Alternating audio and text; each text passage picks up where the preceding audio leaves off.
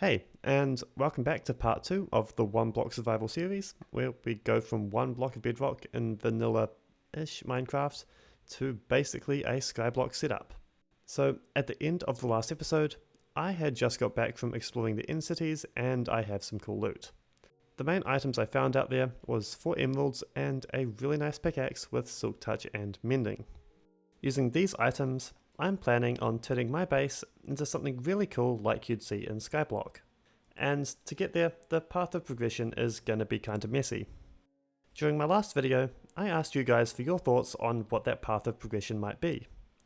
And from the looks of the comments, a lot of you guys seem to have it nailed. My plan for the start of this episode is to travel back into the end and mine out some obsidian from the pillars from the Ender Dragon fight. Using this obsidian, I'm going to build a nether portal and light it somehow to travel into the nether. Once we have access to the nether, our options for progression kind of explode, and I'm really excited to see what happens when we get there. Also, while I'm going to be mining out all this obsidian, there are a few things I want to address from the last episode. First of all, thank you guys so much for the amazing support you've given to the channel over the past month or two. Making this stuff is a lot of work, so I'm glad you're enjoying it. The other things I want to address though are some oopsies I made in the last episode. First of all, when I was talking about the trades available from the Wandering Trader, I was using an outdated image.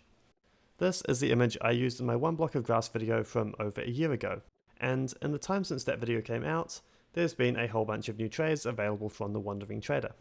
In fact, one of these new items is so good that it completely invalidates the plan I had when I was starting this video out. I won't say what item that is quite yet, since I want you guys to have a chance and figure it out. The other thing I want to address from the last video is when I said you could get everything from the one block of grass video in this series we're about to do here. When I said that, I kind of assumed that with Podzol, you could get the exact same passive mobs to spawn as if you had a grass block. That isn't true, and Podzol is only able to spawn in foxes or some other mobs if it has snow on it. That means most of the passive mobs in the game aren't going to be available to us in this series. We still have cool ways of getting most of their drops, but unfortunately we can't actually get them to spawn, so there's going to be a few issues there. After realizing my mistake, I did try quite hard to look into ways of getting the grass block to spawn, but I couldn't find anything. In my desperation to find a way, I ended up looking through the decompiled source code of the game and on the bug tracker, just in case there was some stupid way that I couldn't think of. I found nothing though, so if there is a way of getting grass to spawn in, it'll have to be in a very old version of Minecraft or in a future version of Minecraft. So it kinda sucks that we'll miss out on a few mobs in our progression here, but we're still gonna get up to some crazy stuff, so let's get back to what we're actually doing. What I'm trying to build here is a set of nether portals that live in the upstairs of my base. The goal for these things is to get them struck by lightning, and then that'll give us access to the nether and all the cool stuff inside. So because this is going to be so important to our progression, I should probably explain the mechanics of lightning in Minecraft. Lightning strikes occur during thunderstorms, and every tick in the game, every chunk has its own chance of spawning in a lightning bolt. If a chunk decides to spawn in a lightning bolt, a random location on the X and Z axes is chosen. The highest block at that position is selected as a starting point for the calculation. From that starting point, it'll check in a 128 block radius for any lightning rods, and if there is one, it'll strike there. If not, it'll look in a 7x7 horizontal area centered on that point for any entities that are alive and willing to be struck by lightning. Then, it will select a random one of those entities to get struck by lightning, or if no entities were found, it will just strike the block that it started on. When lightning strikes a block, it'll always set that block on fire, plus there'll be a chance that the 8 blocks surrounding it can also be set on fire too. So what does that mean in terms of designing a thing that wants to get struck by lightning? Well, first of all, we should really just be using a lightning rod because otherwise this is going to take a stupid amount of time. If not, the next best approach is to just have as much area as possible covered in flammable bookshelves or being adjacent to a nether portal. And that is the plan for what I'm building here. I'm trying to make these nether portals as wide as possible to maximize the amount of area that can be struck by lightning, while also minimizing the amount of obsidian I have to mine. And then the final thing I'm going to do is place a bunch of enchanting tables to prevent mobs from spawning. Enchanting tables are half blocks so mobs can't spawn on them, plus they emit a light level of 7, but I don't think that light level makes a difference. And with that, we are now ready to get struck by lightning. What I'm hoping for is that lightning will strike the block that I'm standing on, which is adjacent to 2 portals and has a good chance of lighting them. While I'm AFKing to get lightning to strike me, I'm not going to be using any tools to speed up the gameplay. Everything you're seeing is just sped up footage of me playing the game at a normal speed. I was planning on standing AFK in the spot for a few dozen hours trying to get lightning to spawn, but within the first few hours of AFKing, this happened.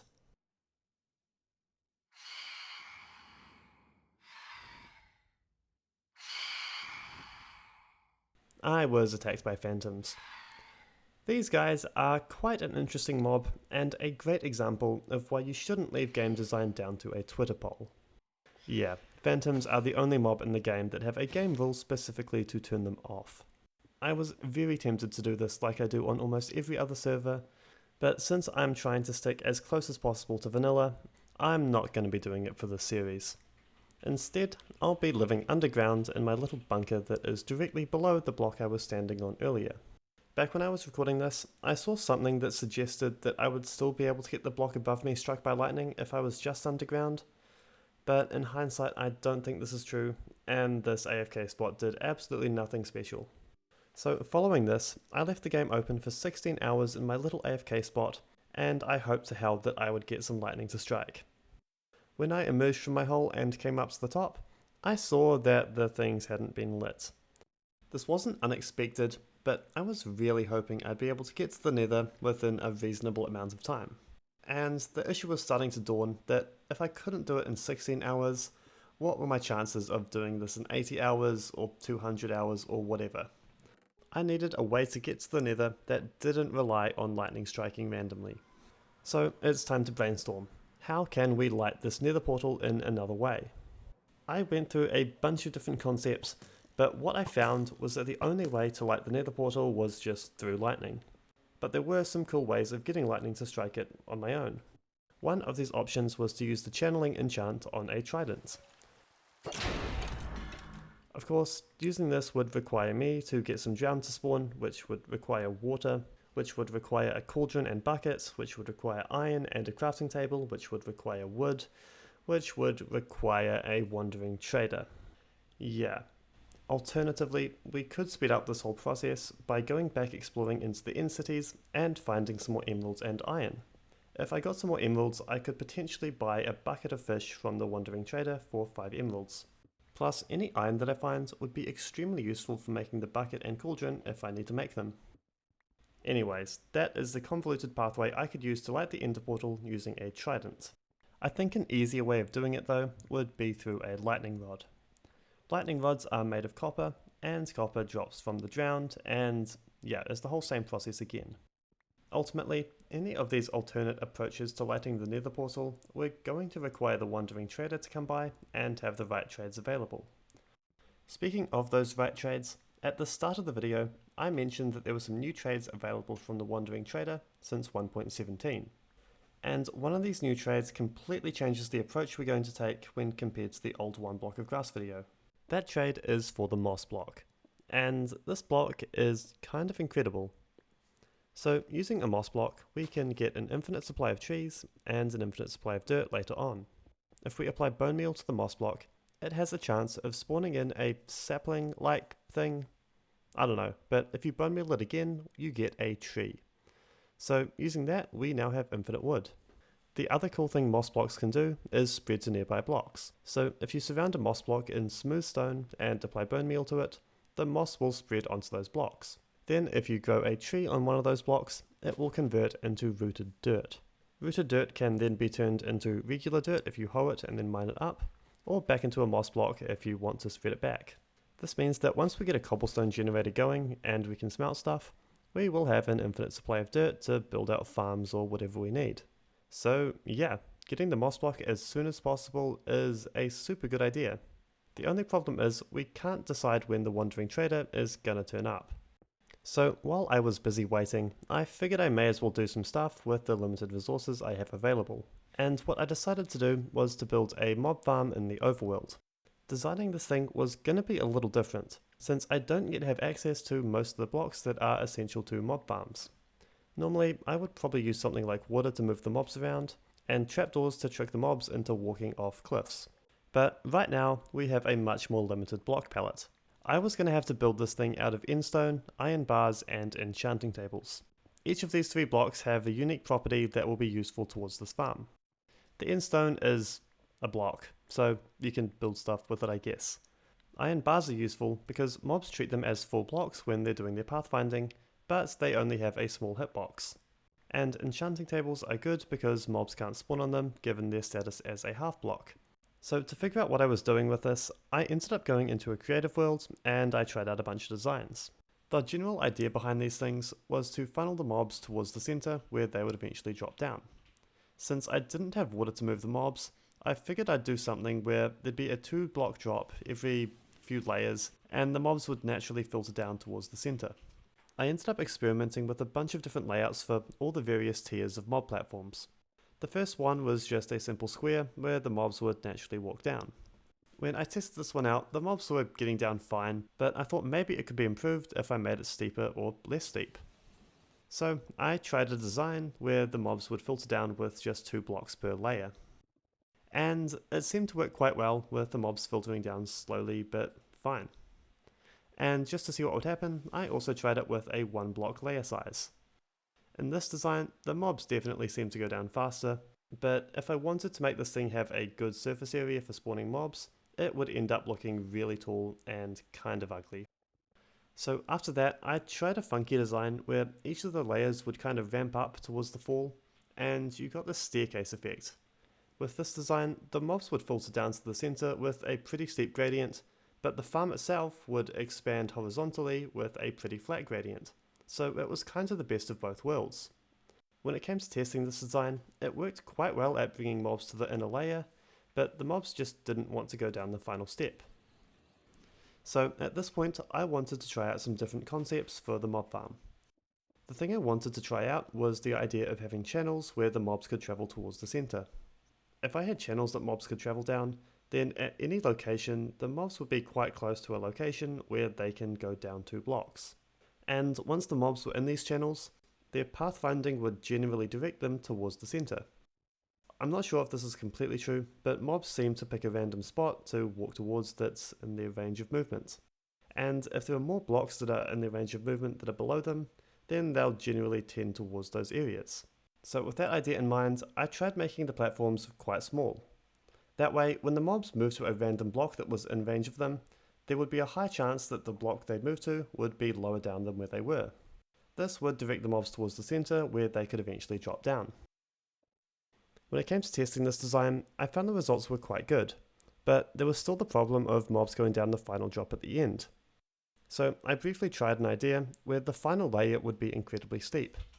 When it came to testing this design, the mobs seemed to want to go towards the center, but without the channels they weren't doing it incredibly quickly. Also, once they got to the center, they didn't want to go down, so that was another issue.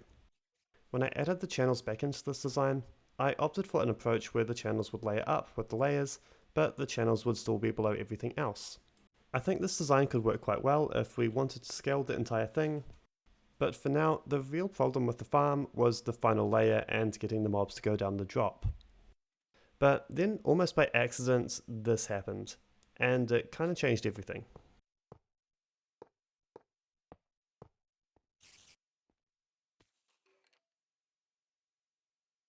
Yeah, I'm not gonna lie, the best design decision in this entire build process happened completely by accident. I'm not sure why I placed those iron bars there, but the end result of placing them was that this design went from being almost unusable to actually having a really good way of getting the mobs to drop down. What's happening here is that mobs will treat the iron bars like a full block when they do their pathfinding, and something else mobs like to do is cut corners when they have an opportunity to go diagonally. So combine those 2 things and the mobs will walk straight off a block. So yeah, super good stuff. After that, I realigned my channels to match up with this crosspath, and I decided to rebuild my platforms in a much simpler way. What I was worried about here was that with this whole design process, I was just overcomplicating stuff. Now that I had a really good method of getting the mobs to drop down, I could probably be fine with just a very basic setup to spawn the mobs on. I ended up going with a very basic checkerboard pattern that would prevent spiders from spawning.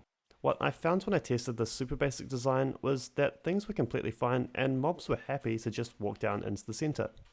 So I decided to go with this design when building the actual thing because it was pretty cheap on resources and I didn't want to break my pickaxe too quickly. From here, the final thing to change about this design was to fix baby zombies being able to escape the drop down area. I tried out a few ways of doing this, but the best approach was to just replace it with a solid block on the bottom. That way, I wouldn't have baby zombies running around my base and knocking me into the void, so that's pretty good. After that, I did a few final touches to make the thing look nice, and it was finally time to build this thing in my real world. You'll notice that I'm not starting from scratch here, because I had a wee go at building this thing before I knew what I was doing, so I'm going to have to take all the starting work down. And for the rest of the build, I'm just going to put on some music and you can take a break from hearing my voice.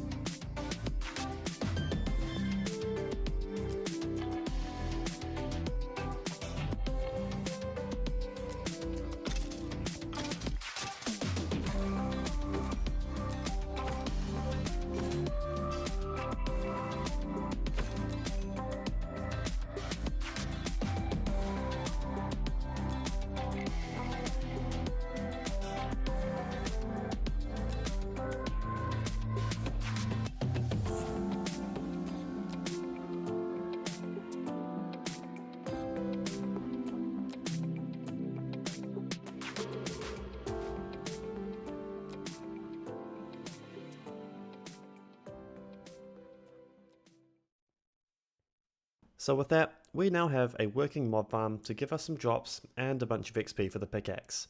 Overall, I'm quite happy with the design, especially given the limited resources that were available. Though, I do think there would be a case for maybe waiting until the Wandering Trader spawns in with the right items before making this farm. Especially since I think there's a way you can consistently get the Wandering Trader to spawn in. I haven't thought it through completely yet, but in the next episode, I'll take you guys through what that idea is, and we can see if it works. Speaking of the next episode, I think it's time for this episode to end. So, thank you for watching this one, and I will see you next time. Bye bye.